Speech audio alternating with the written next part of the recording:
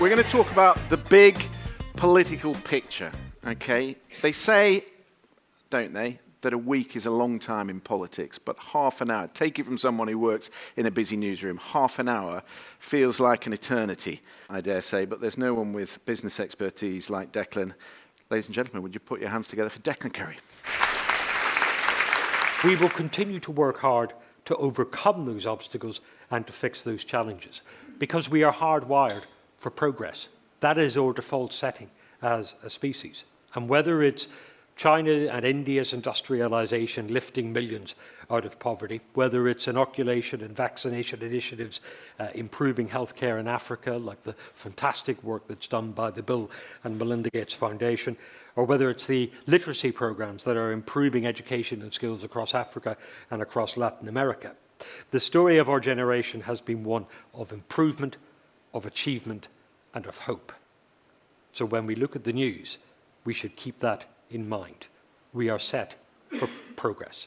Our next speaker, she's the chief opinions editor for The Observer. She's a columnist for The Observer as well. She's also the deputy opinions editor for The Guardian. She's a former advisor to Ed Miliband, a familiar face on the BBC. In fact, she's going to Newsnight when she's finished with us tonight. So, Sonia, why don't you come up here and tell us what you think is going to happen? Brexit isn't going to be over if Boris Johnson wins an election and his deal goes through. We're going to have years talking about the final agreement. It's not going to be over if Labour wins the election, we have a referendum and we vote to stay in, because it's now such a big issue. I don't think it's ever going to go away. I think there are always going to be some voters who see it as their issue. And this is the key thing, I think.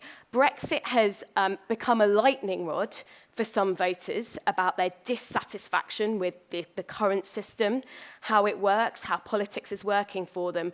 And we've really seen Remain versus Leave open up as a new cleavage in our politics. Tim Marshall is one of those people who has this uncanny knack of unpicking really complex big issues and explaining them in an easy format to his audiences. Approximately 70 years from the end of the Second World War, when the structures of the world, things like the UN and NATO, and to a lesser extent the EEC, EC, EU, and the Bretton Woods system, were about the same period of time. These structures don't last, but when they start to break, and it's all we've known our lives, we get extremely uncomfortable and nervous, and that also plays in to this age of uncertainty. And that system has gone, and I don't think we're coming back anytime soon.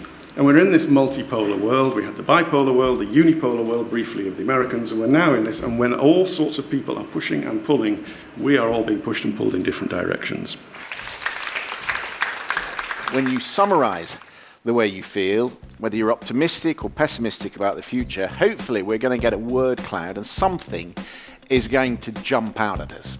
Is it like what you were saying in your speech, that actually these systems that we had, Bretton Woods, NATO, the NHS, that systems break? The amount of money that's coming in will no longer pay for the lifestyles we have created when the money was pouring in, because now we have competition and people are making and buying and selling things elsewhere, and it won't last.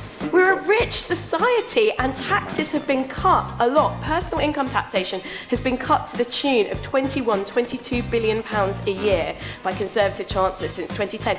We absolutely can afford the NHS. All it would take would be an extra 1 or 2p on income tax, basic rate of income tax, and it would be in a much better state again.